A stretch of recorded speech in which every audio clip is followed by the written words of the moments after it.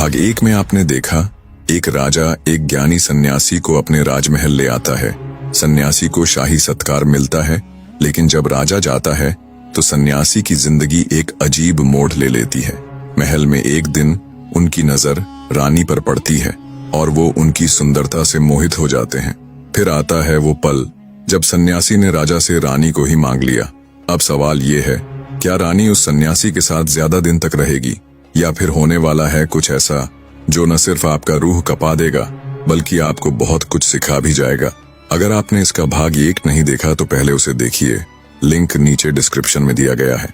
अब आगे। फिर सन्यासी रानी को लेकर अपनी कुटिया की ओर चल पड़ा, लेकिन जैसे ही रानी ने कुटिया देखी वह बोली, महाराज, हम इस झोपड़ी में नहीं रह सकते, हमें एक घर चाहिए। यह सुनकर सन्यासी तुरंत राजा के पास गया और बोला, हे राजन, हमें एक घर की आवश्यकता है। राजा ने इस पर बिना देरी किए एक घर का प्रबंध करवा दिया। जब सन्यासी रानी को लेकर उस घर में पहुंचा, रानी ने चारों ओर नजर डाली और कहा, महाराज, ये घर तो बहुत गंदा है और इसकी हालत भी बेहद खराब है, मैं इसमें नहीं रह सकती। ये सुनते ही सन्यासी फिर से राजा के पास गया और हाथ जोड़कर बोला, हे राजन, आपने जो घर दिया है उसकी हालत बहुत खराब है। राजा ने तुरंत आदेश दिया और उस घर की हालत ठीक करवा दी। कुछ ही समय बाद रानी उस नए सजे घर में दाखिल हुई, स्नान किया और फिर चुपचाप बिस्तर पर आकर लेट गई। थोड़ी देर बाद वही सन्यासी जो कभी तप में लीन रहता था अब उसी बिस्तर पर आकर बैठ गया। कमरे में एक अजीब सन्नाटा था। फिर रानी ने धीरे से उसकी ओर देखा और कहा, क्या आपको याद है आप कौन थे? आप वही सन्यासी हैं जिनके लिए राजा हर सेवा करने को तत्पर रहता था, जिनके चरणों में दूर दूर से लोग ज्ञान लेने आते थे, जिनके उपदेशों से जीवन बदलते थे, जिनका नाम सुनकर लोग उन्हें भगवान का रूप मानते थे। लेकिन आज आप अपनी इच्छाओं के बंदी बन चुके हैं। आप मेरे रूप में उलझकर सब कुछ खो बैठे हैं। आप एक समय में एक मार्गदर्शक थे और आज वासना के बंदी। रानी की बात बिजली बनकर सन्यासी के सीने पर गिरी। आंखें फैल गईं, वह सन्न रह गया। अंदर एक आवाज गूंजने लगी, कहां गया वो प्रण, वो तप, वो ध्येय जिसने दुनिया छोड़ दी थी, जंगलों को अपनाया था, और आज एक औरत के रूप ने तुम्हें तोड़ डाला। यह सोचते ही वो फूट फूट कर रोने लगा। हाथ जोड़कर रानी से बोला, मुझे क्षमा कर दीजिए महारानी, मैं क्या करने जा रहा था, मैं अभी इसी समय आपको राजा को लौटा देता हूँ। लेकिन रानी ने उसकी आंखों में देखा और धीरे से पूछा, महाराज, क्या एक सवाल पूछ सकती हूँ? सन्यासी ने सिर झुकाकर कहा, पूछिए महारानी। रानी ने कहा, जिस दिन आपको भोजन नहीं मिला था उस दिन पहली बार मैंने आपके भीतर एक अजीब क्रोध देखा था। वो आग पहली बार थी, तभी से आपके व्यवहार में बदलाव महसूस कर रही थी। ऐसा क्या था जो आपको इतना क्रोधित कर गया? सन्यासी कुछ पल शांत रहा, फिर बोला, जब मैं जंगल में था तो भोजन मिलना मेरे हाथ में नहीं था। कई बार भूखा रहना पड़ता था, लेकिन मैंने कभी शिकायत नहीं की। पर जब महल में आया तो सब कुछ समय पर मिलने लगा और धीरे धीरे मैं इन सुविधाओं का आदी हो गया। जब एक दिन वो भोजन नहीं आया तो मेरे भीतर वो आदतें टूट गईं और उसी पल क्रोध ने जन्म लिया। उस क्रोध ने मेरी आंखें बंद कर दी और वहीं से मैं डगमगाने लगा। मैं महल की सुख सुविधाओं के मोह में ऐसा उलझा कि मुझे इनसे लगाव हो गया। फिर धीरे धीरे उस लगाव ने लालच का रूप ले लिया और एक दिन ऐसा आया जब मैंने इन सुविधाओं को अपना अधिकार समझ लिया। उसी दिन जब भोजन नहीं आया तो मेरे भीतर क्रोध फूट पड़ा जिसे मैं रोक नहीं पाया।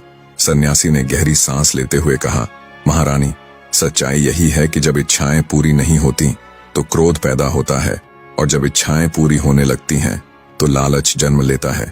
मैं महल में रहा, मेरी हर इच्छा पूरी होती रही और यही पूरी होती इच्छाएं मुझे उस मोड़ पर ले आईं जहां मैं वासना का बंदी बन गया और आपके सौंदर्य में उलझ गया। ये कहते हुए उसने रानी की ओर देखा, फिर सिर झुकाकर बोला, अब मैं आपको राजा को लौटाने जा रहा हूँ, क्योंकि मैं जान चुका हूँ कि मैं कहाँ भटक गया था। मैं अपने जीवन को उस अंधेरे में धकेल रहा था जहां से शायद लौट पाना भी मुश्किल होता, लेकिन अब मुझे अपनी भूल का एहसास हो गया है। उसके बाद वह रानी को लेकर राजा के पास गया और हाथ जोड़कर बोला, हे राजन, मुझे क्षमा करें, यह आपकी रानी है, मुझे अब यह सब नहीं चाहिए। मैं अपनी इच्छाओं के वशीभूत होकर एक अपराध करने जा रहा था, लेकिन अब मैं संभल चुका हूँ। उसके बाद उस सन्यासी ने राजा की ओर देखा और कहा, हे राजन, इंसान की बर्बादी 4 आदतों से शुरू होती है और ये 4 दोष हर व्यक्ति में होते हैं। पर जो व्यक्ति इन्हें जीत लेता है वही जीवन में सुख और शांति पा सकता है। जो नहीं जीत पाता वह धीरे धीरे विनाश की ओर बढ़ता है। राजा ने गंभीर स्वर में पूछा, महाराज, वो 4 आदतें कौन सी हैं? बताइए, जिससे हम खुद को बचा सकें। तब सन्यासी ने कहना शुरू किया, राजन, पहली आदत है इच्छा। यही मनुष्य के अंदर जन्म से होती है। एक इच्छा पूरी होती नहीं कि दूसरी खड़ी हो जाती है, और यही अंतहीन इच्छा ही सारे दुखों की जड़ बन जाती है। मनुष्य के मन से इच्छाओं को पूरी तरह मिटा देना तो शायद असंभव है, लेकिन उन्हें नियंत्रित करना यही सच्चा मार्ग है। इसलिए राजन, इच्छाएं वही करो जिन्हें आप पूरा कर सको। जो इच्छाएं हमारी पहुंच से बाहर हैं, उनके बारे में सोचना भी पीड़ा देता है, क्योंकि इन्हीं इच्छाओं से जन्म लेती है कामना, और अगर वो पूरी ना हो तो भीतर उठती है एक बेचैनी, एक गहराई से आती अशांति, एक बेकाबू क्षोभ। फिर सन्यासी ने गहरी दृष्टि से राजा की ओर देखा और कहा, राजन, मनुष्य को बर्बाद करने वाली दूसरी आदत है वासना। कामनाएं जो इच्छाओं से उपजती हैं, वही जब वासना बन जाए तो मनुष्य की दृष्टि, उसका विवेक, उसकी आत्मा सब पर पर्दा पड़ जाता है। इच्छा करना पाप नहीं है, लेकिन जब वो इच्छा धीरे धीरे कामना बन जाए और कामना आगे चलकर हवस का रूप ले ले, तब वही इच्छा विनाश का कारण बन जाती है। क्योंकि एक बार जब मनुष्य वासना के माया जाल में फंस जाता है तो फिर वह अंधा हो जाता है। उसे न धर्म दिखता है, न मर्यादा, न सत्य। इतिहास में जितनी भी तबाही की कहानियां हैं, उनके पीछे एक स्त्री को पाने की अंधी इच्छा ही छिपी रही है। रावण, जो इस संसार का सबसे बड़ा ज्ञानी था, वह भी माता सीता की सुंदरता में ऐसा उलझा कि अपना सर्वनाश कर बैठा। उसकी मृत्यु का कारण एक स्त्री ही बनी। न जाने कितने राजा युद्धों में इसलिए हार गए क्योंकि वे स्त्रियों के मोह में लीन होकर अपनी शक्ति, अपनी वीरता सब गंवा बैठे। ईश्वर ने स्त्री की रचना संसार की रचना के लिए की थी, लेकिन जब मनुष्य ने उसे अपनी वासना का साधन बना लिया, तभी से उसका पतन शुरू हो गया, और उसी रास्ते पर मैं भी चल पड़ा था। फिर सन्यासी ने गंभीर स्वर में कहा, मनुष्य के विनाश की तीसरी जड़ है क्रोध। ये तब जन्म लेता है जब इच्छाएं एक के बाद एक पूरी होती रहती हैं और मनुष्य और अधिक की लालसा पालने लगता है। जब वो बढ़ी हुई चाहतें पूरी नहीं होती तो भीतर एक ज्वाला उठती है जो व्यक्ति को विवेकहीन बना देती है।